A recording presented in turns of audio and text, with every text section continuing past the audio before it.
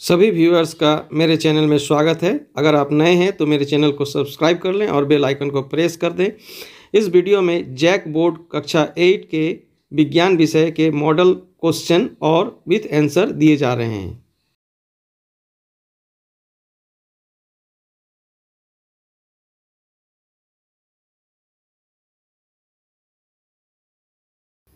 दो हजार 21 में कक्षा 8 के लिए जैक के द्वारा मॉडल प्रश्न पत्र बनाया गया है।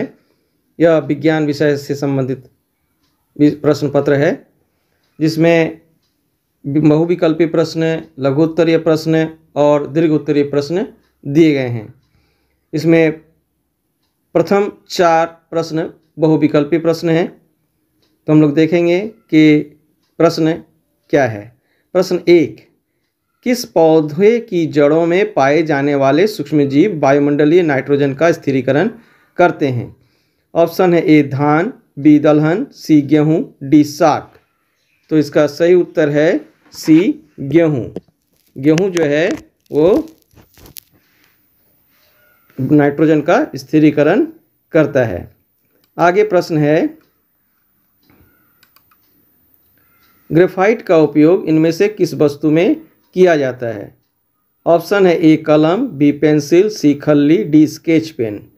तो इसका उत्तर है बी पेंसिल, क्योंकि पेंसिल का जो लीड होता है वो ग्रेफाइट है और उससे हम लोग लिखते हैं, और यही ग्रेफाइट है। अतः ऑप्शन बी सही है। आगे तीसरा ऑप्शन है, धातुओं के गलनांक और क्वथनांक होते हैं, क्या होते हैं? निम्न, बी मध्य, सी उच्च और डी इनमें से कोई नहीं। तो इसका सही उत्तर है सी उच्च, क्योंकि धातुओं को अति उच्च ताप पर ही गलाया या उबाला जा सकता है। आगे प्रश्न है, एकांक, उसके बाद खाली जगह है, पर कार्यरत बल दबाव कहलाती है। ऑप्शन है ए वस्तु, बी क्षेत्रफल, सी घनत्व और डी आयतन। तो इसका सही उत्तर है बी क्षेत्रफल। आगे लघु उत्तरीय प्रश्न दिए गए हैं। बिजली के तार बनाने के लिए तांबे को सबसे उपयुक्त क्यों माना जाता है? उत्तर है, तांबे को बिजली के तारों को बनाने के लिए सबसे उपयुक्त माना जाता है क्योंकि तांबा बिजली का एक अच्छा कंडक्टर यानी कि सुचालक है, और तांबा बिजली के तार से बिजली को बाहर निकालने की अनुमति नहीं देता है, ताकि बिजली के झटके लगने की संभावना न हो। आगे प्रश्न है, खाद्य पदार्थों के परिरक्षण से आप क्या समझते हैं? किन्हीं 2 उपायों को लिखिए। तो उत्तर है, खाद्य परिरक्षण वह है जिसके द्वारा खाद्य पदार्थों को उनकी सही तथा अच्छी अवस्था में ही काफ़ी लंबे समय तक सुरक्षित रखा जा सकता है। एक अति सरल उदाहरण लें, जैसे दूध का उबालना।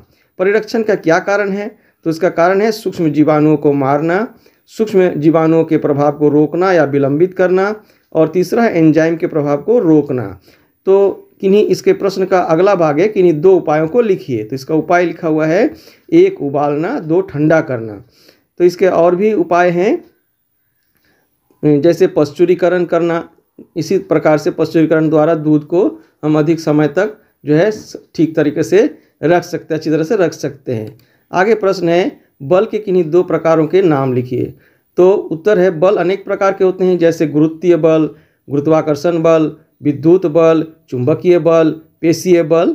जैसे धकेलना और खींचना यह पेशीय बल है। इसमें हाथ का या पैर का के पेशियों का उपयोग किया जाता है। आगे प्रश्न है, दीर्घोत्तरीय प्रश्न है, प्रतिजैविक क्या है? इसके उपयोग में क्या क्या सावधानी बरतनी चाहिए? तो प्रतिजैविक ऐसी औषधि है जो पोषिता यानी कि लेने वाले को नुकसान पहुंचाए बिना जीवाणु को मारते हैं या विकास को रोकते हैं। सावधानी इसमें है, 1, किसी डॉक्टर के परामर्श से ही प्रतिजैविक लेना चाहिए। 2, डॉक्टर द्वारा निर्धारित कोर्स को पूरा करना चाहिए। इसे हमेशा ध्यान में रखना चाहिए, नहीं तो आगे अगर वही प्रतिजैविक हम लेंगे तो वो हमें फ़ायदा नहीं पहुंचाएगा। आगे प्रश्न है, धातु और अधातु के 3 उपयोग लिखिए। तो यहाँ कई उपयोग दिए गए हैं, जो आपको याद रहे उसी को आप लिख सकते हैं।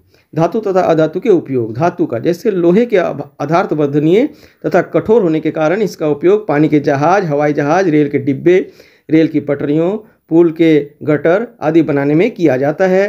बी, एल्युमिनियम तथा कॉपर जैसे धातु का उपयोग बिजली के तार बनाने में होता है, क्योंकि धातु तन्य तथा विद्युत के सुचालक होती है। सी एल्युमिनियम तथा कॉपर जैसे धातु का उपयोग खाने बनाने के बर्तन बनाने में किया जाता है, क्योंकि धातु आधारवर्धनीय तथा ऊष्मा का सुचालक होते हैं। डी चमकीले आधारवर्धनीय तथा तन्य होने के कारण सोने तथा चांदी का उपयोग गहने बनाने में होता है। अधातु का उपयोग। और ए अधातु जीवन के लिए आवश्यक तत्व है। ऑक्सीजन जो कि एक अधातु है को जीव जंतु श्वास के द्वारा लेते हैं। बिना ऑक्सीजन के जीव जंतु जीवित नहीं रह सकते हैं। बी अधातु जैसे कि नाइट्रोजन का उपयोग खाद बनाने में होता है। खाद का उपयोग खेतों की उर्वरा शक्ति को बढ़ाने में होता है। सी अधातु जैसे कि कार्बन का उपयोग जल के शुद्धिकरण में होता है। कार्बन का उपयोग हम जलावन के रूप में भी करते हैं। डी आयोडीन जो कि एक अधातु है के घोल का उपयोग एंटीबायोटिक के रूप में कटे छीले तथा घावों के ऊपर लगाने के लिए किया जाता है। उसके बाद है ई फास्फोरस का उपयोग पटाखे बनाने तथा दियासलाई बनाने में किया जाता है। आगे अंतिम प्रश्न है, घर्षण बल किसे कहते हैं? घर्षण बल एक संपर्कित बल है, इसकी व्याख्या कीजिए।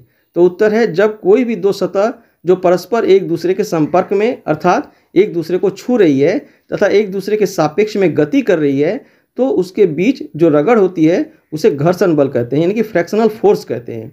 दो सतहों के बीच घर्षण किया जाए तो एक घटक स्पर्श सतह के लंबवत होता है और दूसरा संपर्क सतह के समानांतर हो जाता है। संपर्क बल का जो घटक लंबवत होता है वह अभिलंब बल कहलाता है और जो बल संपर्क सतह के समांतर कार्य करता है उसे ही घर्षण बल कहते हैं।